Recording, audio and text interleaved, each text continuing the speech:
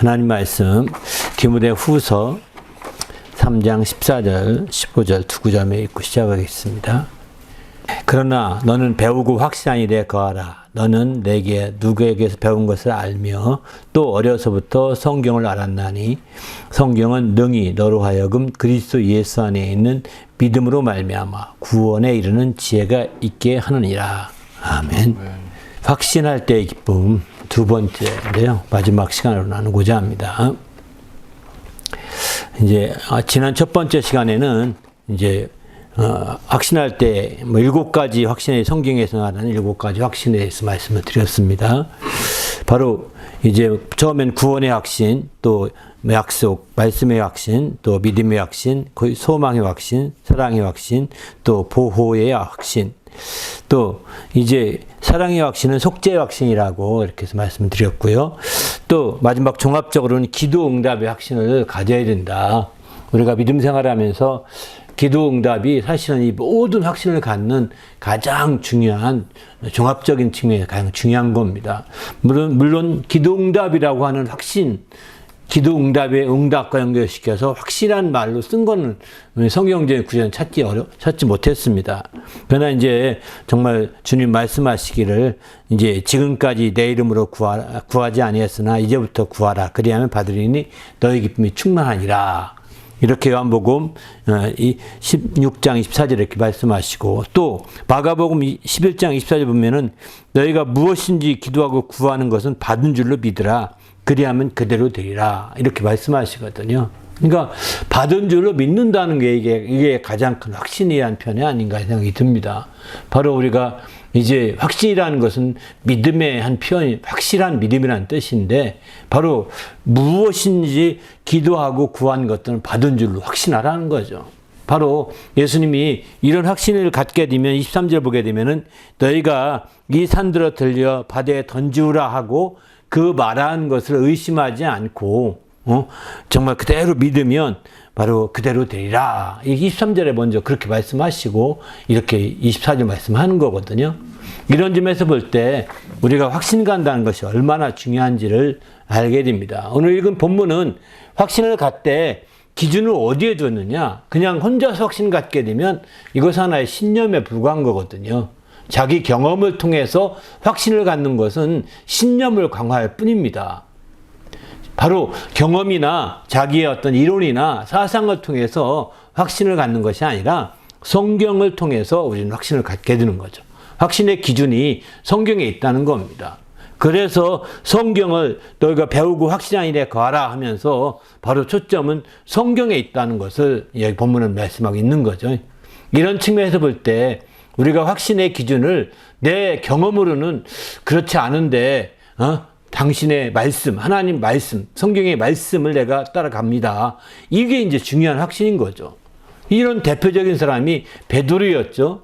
베드로는 우리가 알다시피 이제 자기가 많은 업으로 경험을 쌓지만 그 쌓은 경험들이 결국은 이제 나중에는 이런 고백을 하게 되죠. 자기 경험과 정반대라고 할 수 있는 이제 현상이 드러났습니다.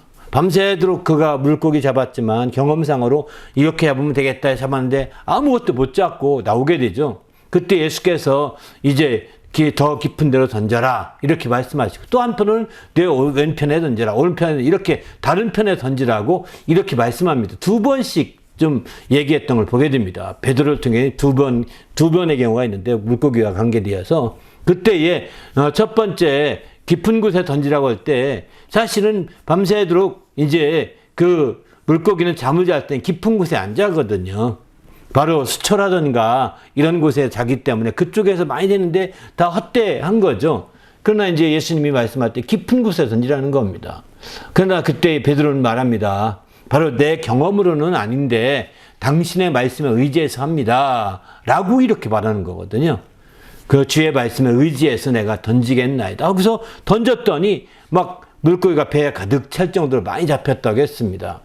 그렇게 했던 것 같이 마찬가지죠. 우리의 기준의 확신이 바로 주의 말씀, 하나님 말씀이 있는 성경의 기준을 확실히 가지고 나갈 때 거기서 정말 구원에 이르는 지혜도 얻게 되고 또 모든 것이 풀어질 수 있는 지혜가 거기에 있게 되는 거죠. 우리는 이런 확신을 정말 우리의 경험, 또 우리의 지식, 우리의 사상이나 철학을 바탕으로 하지 마시고 또 이제 이런 분명한 하나님 말씀을 바탕으로 나가시길 바랍니다. 할렐루야. 네. 세상 사람들이 볼 때는 이렇게 그거 말하면 마치 이 사람은 이상하다 이렇게 할지 모릅니다. 그러나 우리의 신앙에서는 그렇게 해야 된다는 것입니다. 바로 우리가 신앙을 통해서 이 중심을 잡고 그렇게 방향 설정을 할 때 바로 바른 확신이 드는 거죠. 그래서 기도응답도 이제 항상 기도응답의 기준이 말씀이 있느냐는 거죠. 기도응답의 말씀을 기준으로 해서 기도한다면 말씀으로 인한 확신을 가질 수 있는 거거든요. 왜냐면 하나님 말씀은 그 자체가 약속이요 그 자체가 또 다른 응답이기 때문입니다. 그래서 이렇게 믿음으로 말미암아 이제 말씀이 있을 때 더 확고한 믿음을 가질 수 있게 되는 거죠. 그래서 기도응답도 마찬가지죠. 그런 측면에서 볼 때 그냥 우리의 신념으로 말미암아 기도하는 것이 아니고 우리의 신념으로 말미암아 무작정 도전해가는 것이 아니고 하나님 말씀을 따라서 이제 항상 우리가 중심을 두고 이렇게 나갈 때에 우리가 주 안에서 올라온 확신 있는 삶을 살게 됩니다. 그러면 그 외에도 어떤 확신이 있느냐? 여기 성경이 보게 되면 이제 그런 말씀을 합니다. 로마서 14장 14절 보게 되면은 무엇인지 스스로 속된 것이 없으되 다만 속되게 여기는 사람에게 속됨을 확신한다. 이렇게 표현하거든요. 그러니까 내가 주 예수 안에서 알고 확신하노니 무엇인지 스스로 속된 것이 없으되 다만 속되게 여기는 그 사람에게는 속되니라. 이렇게 사도 바울이 표현하죠. 그러니까 우리가 확신을 가질 것은 정말 스스로 속되게 여길 때 속된 겁니다. 그러니까 참 우리가 믿음이라는 게 놀라운 것은 이제 우리가 우리 속에 떠오르는 속되게 여기는 것들, 더럽게 여기는 것들, 추하게 여기는 것들, 또는 내가 볼 때 내 생각과 다르다고 느끼는 이런 것들에 대해서 이 믿음을 발휘하려면 자꾸 그런 걸 배격해 가야 되는 거죠. 그런 것들로 계속 부득이 있으면서 믿음 얘기하면 그냥 믿음이 아닙니다. 그에게 속된 상황이 나타나게 되는 거죠. 그러기 때문에 속되게 여기는 그 사람에게만 그럴 수 있다는 거예요. 그래서 우리는 주님 안에서 우리가 하는 믿음 생활에서 중심을 바로 잡을 필요가 있는 거죠. 또 로마서 15장 14절 보게 되면 내 형제들아 너희에게 스스로 선함이 가득하고 오직 지식이 차서 능히 서로 권하는 자임을 나도 확신하노라. 능히 서로 권하는 자임을 확신한다. 이렇게 표현하거든요. 어떻게 능히 서로 권하느냐? 모든 스스로 선함이 가득하고 모든 지식이 가득해서 이제 서로 권할 수 있는 이런 사람이 됨을 확신한다는 거예요.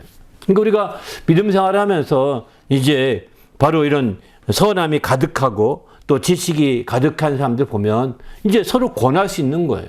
그런 권함을 우리가 받아들이고 그 마음을 두고 이렇게 서로가 이렇게 되는데 너는 아직 어려 이렇게 해서 이제 깔아뭉기는 경우가 있거든요. 그러나 그가 선하다면 선함이 가득하고 또 그가 말하는 지식이 분명하다면 우리는 그의 권함을 그의 충고라고 할까 권고함이 할까 이 권함을 우리는 마음속에 두고 받아줄 필요가 있습니다. 그렇지 않게 되면 이제 그런 그의 스스로의 선함과 그 지식이 가득한 그런 상태를 우리가 잘 분별할 필요가 있는 거죠. 이렇게 할 때 더 확신을 가질 수 있는 거죠. 또 세 번째는 고린도후서 2장 3절에 보면 이런 말씀합니다. 나의 기쁨이 너희 모두의 기쁨인지를 확신하노라 이렇게 표현하거든요. 나의 기쁨이 사도 바울의 기쁨이 고린도 교회의 모든 성도들의 기쁨이 될 것을 확신한다는 거예요. 그러니까 이런 측면에서 볼 때 사도 바울이 우리의 신앙의 지도자로서 정말 그가 가진 기쁨이 성도들에게 기쁨이 될 수 있는 것이 돼야죠. 개인의 기쁨만 돼서는 안 된다는 거죠. 우리가 확신을 가질 때 우리 인도자가 개인의 기쁨을 추구하기 시작한다면 그게 바로 이제 타락인 거죠. 개인의 기쁨을 추구하지 말고 나의 기쁨이 바로 온 성도의 기쁨이다. 나의 기쁨이 나와 함께하는 모든 사람의 기쁨이다. 그러니까 나의 기쁨의 중심이 어디에 있느냐? 이제 뭐 대통령이라고 한다면 그 시민에게 있어야 되겠죠. 또 반면에 정치인이라면 시민에게 있어야 되겠죠. 정치인이 자기 사사로운 기쁨을 개인의 기쁨으로 자기 개인의 기쁨으로 추구하게 되면 그게 바로 이제 뇌물 먹는 거요, 착복하는 거요. 그게 다 이제 부패하는 거, 지름길이죠. 그러나 이제 정치인들이 내 기쁨이 모든 성도의 기쁨이다. 물론 옛날에 왕들은 왕의 기쁨이 모든 시민의 기쁨이다. 뭐 이렇게 할지 모르지만 지금 시대는 아니잖아요. 그러니까 지금 시대는 아니니까 정말 지도자의 기쁨이 모든 사람의 기쁨이 되게 하려면 지도자의 기쁨의 기준을 모든 시민들의 초점된 기쁨을 가져야 된다는 겁니다. 그런 기쁨을 가질 때 정말 행복할 수 있는 거죠. 바로 목회자도 마찬가지겠죠. 목회의 기쁨이 그저 나 혼자의 기쁨이 끝날 것이 아니라 성도들의 기쁨이 내 기쁨이고 성도들을 기쁘게 하는 것이 나의 기쁨이기 때문에 내가 진정으로 기뻐한다면 성도들 모두가 기뻐할 수 있는 것이 되는 거고, 이런 목자가 참된 목자라 할 수 있는 거겠죠. 이처럼 이제 말하고, 또 네 번째는 갈라디아 5장 10절에 이런 말씀합니다. 아무 다른 마음을 품지 아니한 줄을 주 안에서 확신하노라, 이렇게 표현하죠. 이제 그러나 너희를 요동하는 자는 누구든지 심판을 받으리라, 이렇게 말합니다. 바로 이제 아무 다른 마음을 품지 아니한 줄을 확신한다. 그러나 너희를 이제 요동케 하는 자가 있다면 심판을 반드시 받게 될 것이다, 라고 이런 말씀 비춰볼 때 이제 갈라디아 성도들이 율법주의자들에 의해서 이렇게 흔들리게 된 상황이죠. 그 갈라디아 율법주의자들, 유대에서 왔다고 하는 율법을 지향하는 사람들, 그들은 크리스찬이라고 말함에도 불구하고 이제 유대교적인 크리스찬인 거죠. 그런 사람들이 와서 얘기합니다. 그래서 그들이 유대에서 왔다고 하니까 이제 아주 더 권위를 두고 얘기했던 것 같습니다. 예수님께 직접 배웠다고 하니까, 난 예수님 만나고 직접 배웠다고 하니까 더 권위를 두었던 것 같습니다. 그랬던 그들이었는데 그들이 이제 그런 순수한 매서 했던 거지 다른 마음을 품고 그렇게 한 것은 아니었다는 거죠. 너희들이 참 순수함에 난 확신하다, 순수하다는 것은 확신하다. 그러나 너희를 악하게 이렇게 요동케 만든 자가 있다면 그들은 심판을 받게 될 것이다, 라고 이렇게 말하는 거죠. 그렇습니다. 사실은 우리가 살다 보면 이제 우리가 순수함에도 불구하고 악하게 취급받을 때가 있거든요. 간혹 가다 보게 되면. 그러나 정말 여러분이 악해서 악한 자가 악한 열매 맺을 수도 있지만 순수한데도 불구하고 악하게 취급받을 수 있습니다. 그때 우리는 주님 앞에서 좀 흔들리지 않아야 합니다. 정말 악해서 악한 것이라고 악하게 열매 맺었다고 한다면 이거는 심각한 문제겠죠.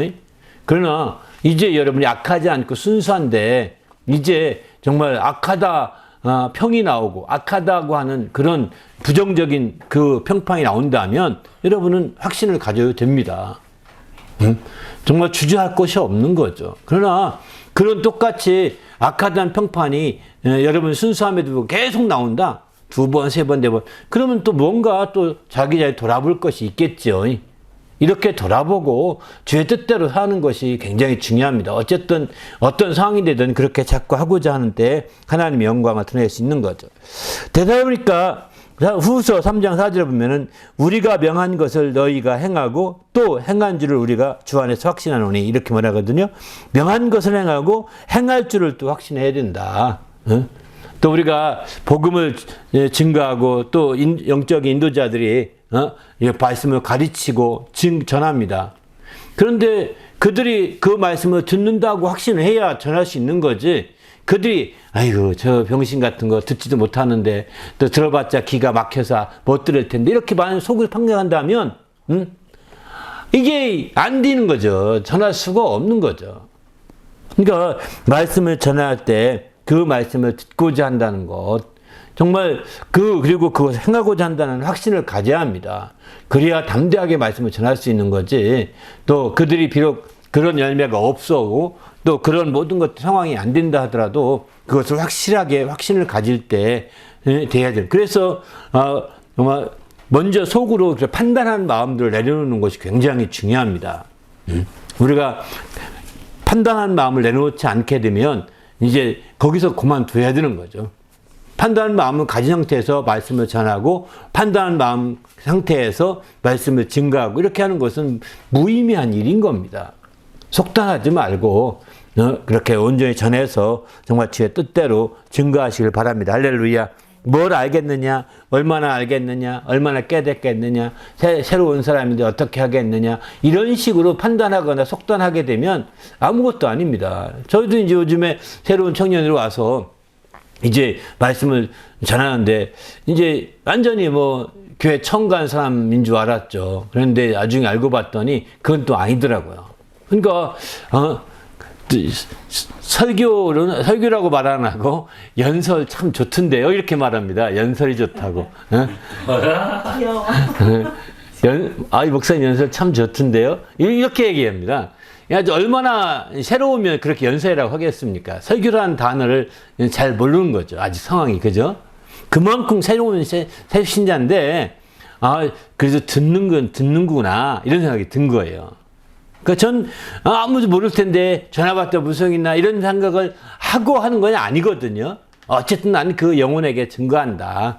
어쨌든 새로운 영혼이든 또 기담고 어떤 분은 이제 뭐 셀폰 보고 있는 할아버지들이 계셨는데 그런 분이 계셔도 그 영혼은 듣는다 하고서 전하는 겁니다. 그렇게 믿고 확신을 하고 전해야지, 나눠야지. 그렇지 않게 되면 아무 소용이 없는 거예요. 또 이렇게 이제 유튜브에 띄워놓습니다. 그거에 대해서도 누군가는 듣고 누군가를 위해서 이 말씀이 증거되고 있다는 사실을 저는 압니다. 누군지는 정확히 모르겠지만 그걸 들은 자들이 언젠가는 하나님 앞에 말할 것입니다. 그래서 더 부지런하게 더 증거하고자 몸부림치는 거죠. 이런 확신들이 있어야 되는 거죠. 마지막 또 한 가지는 선한 양심이 있는, 여기 이런 표현합니다. 히브리서 13장 14절을 보면은 이제 우리가 모든 일에 선하게 행하려 함으로 우리에게 선한 양심이 있는지를 확신한다.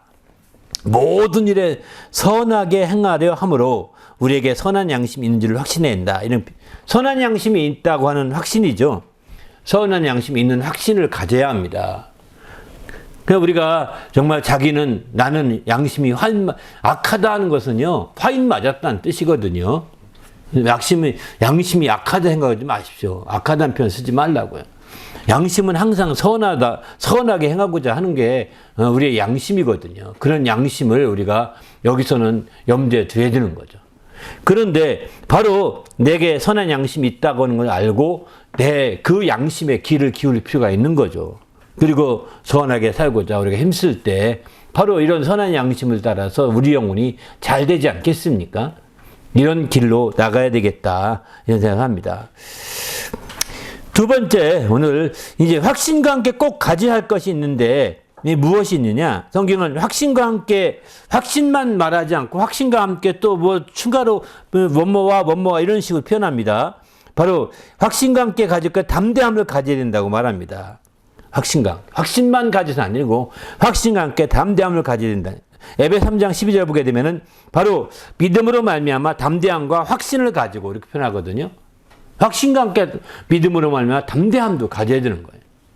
믿음으로 말미암아 확신을 가졌으면 이제 확신대로 움직일 수 있는 담력도 있어야 되는 거죠. 이 두 가지가 병행이 돼야 되는 거죠. 데살로니가서 1장 5절 보게 되면 또 여기는 이제 큰 확신과 함께 능력과 성령으로 복음이 된다 이렇게 표현했습니다. 바로 능력과 큰 확신과 함께 능력과 성령으로 복음이 이루어지거든요. 복음이 전해지거든요. 그러니만큼 능력과 함께 큰 확신과 함께 능력과 성령으로 함께 복음을 증거하고 전하는 자가 되어야 되겠다. 이렇게 데살로니가서 1장 5절에 이렇게 말합니다. 또 디모데전서 오늘 3장 14절 보게 되면은 확실한 일에 배움이 동반되어야 된다. 이렇게 표현해요. 배우고 확실한 일. 그러니까 확신하는데 배우는 것들이 동반되어야 된다는 겁니다. 확신하는데 그냥 뚝 떨어진 확신함이 아니라는 겁니다. 갑자기 어디서 하늘로 뚝 떨어진 확신이 있다면 참 좋은데 갑자기 확신이 들었어요. 왜 너 어디서 이런 확신을 가졌냐? 갑자기 확신이 들었어요. 이럴 수도 있긴 하겠지만 더 중요한 건 배운 것이 있어요. 배우고 확실한 것이 있어야 되는 거죠. 그 배우는 것, 확실한 것의 기준은 성경인 겁니다. 그래서 우리는 배우는 확실한 일에 있어서 배움이 항상 함께 동반되어야 되는 거죠. 또 소망의 확신과 함께 자랑을 끝까지 잡아야 된다 이렇게 말합니다. 이제 히브리 3장 6절에 보게 되면 소망의 확신과 자랑을 끝까지 잡고 있으면 우리는 그의 집이라 이렇게 표현하거든요. 우리는 소망의 확신을 가져야 되는데 이건 앞에서 이미 말했습니다. 소망의 확신을 가져야 되는데 그 소망의 확신으로 끝나지 않냐고 그 소망의 확신을 따라서 막 소망의 확신을 갖게 되면 자랑이 나타나게 되거든요. 소망의 확신하고 자랑, 함께 자랑이 이제 증거하는 자랑이 되는 거죠. 간증이 되는 거죠. 이런 간증과 자랑이 끝까지 잡아야 된다는 거예요. 그럴 때 마침내 하나님의 영광을 드러내고 그의 집에 다다를 수가 있다. 이렇게 성경은 말씀하고 있습니다. 또 확신할 때 그러면 언제부터 확신을 가지며 언제까지 유지해야 되느냐? 이렇게 시작할 때부터 확신을 가져야 된다라고 히브리 3장 14절은 말합니다. 우리가 시작할 때부터 확실한 것은 끝까지 견고히 잡고 있으면 그리스도와 함께 참여한 자가 되리라 이렇게 말하죠. 바로 히브리 3장 14절을 보면 시작할 때부터 확실해야 된다는 겁니다. 또 이제 확신은 끝까지 굳게 잡아야 된다. 히브리 3장 6절에 이렇게 표현합니다. 소망의 확신과 자랑을 끝까지 굳게 잡고 있으면 그의 집이라 이렇게 표현하죠. 바로 이제 끝까지 확신을 유지해야 되는 거죠. 끝까지 잡는다는 것은 그 확신이 잠깐 가지고 있다가 또 뒤집어지고 확신이 또 뒤집어지고 이런 거는 확신이 아닙니다. 자기 생각을 따라서 할 때 그렇게 뒤집어지거든요. 그 확신을 하나님 말씀을 따라서 성경을 따라서 확신을 갖게 되면 끝까지 갈 수 있는 거죠. 왜? 말씀은 변함이 없기 때문입니다. 그래서 우리는 말씀을 따라서 끝까지 그 말씀으로 우리가 나갈 때 마침내 하나님의 큰 영광을 볼 수 있게 되는 거죠. 우리도 주님 안에서 이런 큰 확신을 가지고 나가는 성도가 되시길 바랍니다. 또 더 나가서는 이제 의탁한 것을 그날까지 지키실 것을 확신해야 된다. 디모데 후서 1장 12절 보게 되면은 내가 의탁한 것을 그날까지, 그날은 주님의 날까지입니다. 그가 능히 지키실 줄을 확실함이라. 그러니까 마지막 주님이 오시는 그날까지 주님이 지켜주신다는 거예요. 그거에 대한 확신을 가지는 거죠. 마지막 그날까지라고 이렇게 표현합니다. 빌립보서 1장 6절은 이런 말씀도 합니다. 그리스도 예수의 날까지 이루실 줄을 우리가 확신한다. 이렇게 표현하죠. 그리스도 예수의 날까지 이루시는 거예요. 그러니까 우리의 확신은 정말 끝까지, 좀 더 구체적으로 말한다면 그리스도 예수의 날까지. 네. 또 좀 더 구체적인 내 육신의 목숨이 끝날 때까지 끝까지 확신을 가져야 합니다. 우리가 그저 어느 상황 속에서 그냥 대충 넘어가거나 이렇게 한다면 이건 지혜가 아닙니다. 바로 주님의 끝까지 확신을 가질 때 그 확신이 더 한 단계 분명한 확신이 될 수 있는 거죠. 바로 이렇게 이제 확신할 때, 시작할 때부터 확신을 가지고 끝날까지, 끝까지 확신이 가실 때 주 예수의 날까지, 또 우리의 죽는 날까지 정말 우리가 확신을 끝까지 해야 되는 거예요. 그리고 마침내 이제 우리가 죽을 때 스테반처럼 어떻게 죽습니까? 내가 주님께 부탁하는 거죠. 내 영혼을 부탁하나이다. 이렇게 말한다고요. 그러니까 우리 영혼을 그날까지 부탁하는 자가 되어야 되는 거죠. 우리가 죽으면서도 두려워할 이유가 없는 거예요. 내 영혼을 부탁하리가 계시니까. 내 영혼을 맡기시리가 계시니까. 그분이 끝까지 이런 확신을 가지고, 이게 바로 소망의 확신이거든요. 이런 확신이 있을 때 우리가 순교할 수 있는 것이죠. 이것이 없으면 우리는 정말 순교하기 힘들죠. 정말 내가 왜 이렇게 죽어야 되는가, 허망하다, 이렇게 말할 수 있지 않겠습니까? 그러나 이것은 지혜가 아닙니다. 우리 모두 다 끝까지 확신을 가지시고 우리의 정말 마지막 날까지 확신을 갖는 성도가 되시길 바랍니다. 할렐루야. 결론적으로 말씀드리면 생명의 확신을 가져야 되겠다고 말씀을 드립니다. 신명기에 보게 되면 이제 구약에서는 이 생명에 대한 확신에 대해서 언급하고 있는데 28장 66절에 보면 내 생명이 위험에 처하고 주야로 두려워하며 내 생명을 확신할 수 없을 것이라. 우리의 육신의 생명이 위험에 처하고 두려움 가운데 거하기 때문에 생명을 제대로 지킬 수 있을까? 생명을 더 살 수 있을까? 확신할 수 없게 된다는 겁니다. 또 욥기도 오게 되면 24장 22절에 보면은 그러나 하나님이 그의 능력으로 강포한 자들 끌어내시나니 일어나는 자는 있어도 살아남을 확신은 없으리라 이렇게 표현합니다. 일어나는 자는 있어도 살아남을 확신은 갖지 못한다는 거예요. 얼마나 뭐였으면 하나님이 그의 능력으로 강포한 자들 끌어내시리니 강포한 자들을 하나님이 심판하시는 거죠. 그러니까 그때에 일어나는 자는 있어도 살아남을 확신이 없으리라. 이 강포한 자는 반드시 하나님이 심판하시니까 살아남을 생명의 확신을 갖기 어려운 거죠. 그들은. 그러나 그들이 또 하나님께 대항하면서 일어날지는 모르겠습니다. 당신 말이야 너무 지나친 거 아닙니까? 이렇게 할지는 모르겠지만 당신 무릎 꿇린 무릎을 일어서서 항의할지는 모르겠지만 그러나 의로우신 하나님 앞에 그건 다 무의미한 것이죠. 살아남을 확신이 없게 되는 겁니다. 생명을 얻을 확신이 없다는 겁니다. 그래서 우리는 우리의 궁극적인 확신은 생명의 확신인 거예요. 내가 정말 나는 부활이요 생명이신 예수님을 믿는 자들은 이 생명의 확신을 갖게 됩니다. 예수님이 오신 것은 생명을 얻게 하고 더 풍성히 얻게 하려 하심이라고 요한복음 10장 10절에 이렇게 말하죠. 그러니까 바로 도적이 오는 것은 도둑질하고 죽이고 멸망시키는 것뿐이지만 내가 온 것은 양으로 생명을 얻게 하고 풍성히 얻게 하려 하심이라 이렇게 말씀합니다. 나는 그래서 길이요 진리요 생명이다. 요한복음 14장 6절에 그런 말씀도 하시죠. 이렇기 때문에 우리는 더 확신을 가지고 또 이 생명을 얻게 하는 것을 어떻게 하느냐? 요한복음 20장 21절 보게 되면 31절에 보면은 성경을 통해서 생명을 얻게 한다. 요한복음을 기록한 것은 이 생명을 얻게 하는 데 목적이 있다. 이렇게 말씀까지 하십니다. 그런 의미에서 볼 때 우리는 이제 생명에 누구보다도 확신을 가지셔서 주님 안에서 더 담대한 믿음을 가지고 나가는 성도가 되시기 바랍니다. 세상은 목숨 하나만 까딱까딱 하기 때문에 목숨에 위협받으면 두려워하거든요. 그래서 주님은 말씀합니다. 목숨을 죽이는 자를 두려워하지 말고 너 그 목숨을 죽이는 뿐만 아니라 지옥에 멸할 자를 두려워하라고 말씀하거든요. 생명은 지옥에 멸해지는 게 이게 생명을 끊어버리는 거거든요.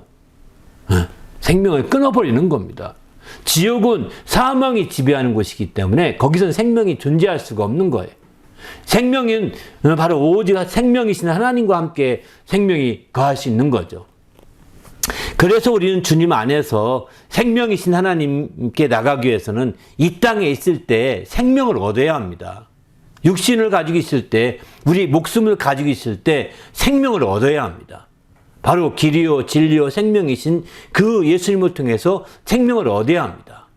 바로 그분이 오신 것은 생명을 얻게 하고 더 풍성히 얻게 하려 하심이라고 말씀하신 것처럼 그분을 통해 생명을 얻어야 합니다. 주님 분명히 말씀하시죠. 내 살을 먹어라, 내 피를 마셔라. 내 피를 먹지 않고 내 피를 마시면 생명이 없다. 이렇게 말씀하십니다. 바로 예수 그리스도를 먹고 마시는 자가 되라는 겁니다. 생명을 얻어야 합니다. 이렇게 생명을 얻은 자는 하나님과 소통할 수 있게 되고 그리고 마침내 생명이신 하나님께 나아갈 수 있는 길이 열리게 됩니다. 그러나 우리가 육신이 있는 동안에 목숨이 유지되는 동안에 생명을 우리가 얻지 못하게 되면 이제 우리 영혼이 그 생명을 얻어 살게 되는데 그 생명을 얻지 못하면 영혼은 죽음의 상태가 되는 거예요. 계속 하나님과 생명이 소통이 안 되기 때문에 끊어진 상태가 되어서 그 영혼은 죽었다 이렇게 표현하는 겁니다. 그렇게 죽은 영혼은 이제 하나님의 생기로 지원받았을지라도 그런 영혼들은 사망이 지배하는 그런 영혼들은 생명이 없는 자, 사망이 지배하는 영혼들은 곧 하나님 앞에 나가더라도 하나님이 박대하게 됩니다. 그들을 다 모아서 쓰레기장에 버리는데 그 쓰레기장이 지옥이라고 성경은 표현하고 있습니다.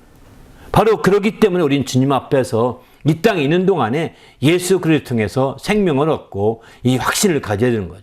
육신의 목숨, 이 신명이 말았다나 이제 이건 다 육신의 생명이에요, 사실. 생명은 생명이 위험에 처하고 주야로 두려워하며 내 생명을 확신할 수 없을 것이라 하는 것은 이 육신의 목숨의 생명입니다. 그러나 우리는 목숨의 생명으로 전부가 아니라는 것입니다.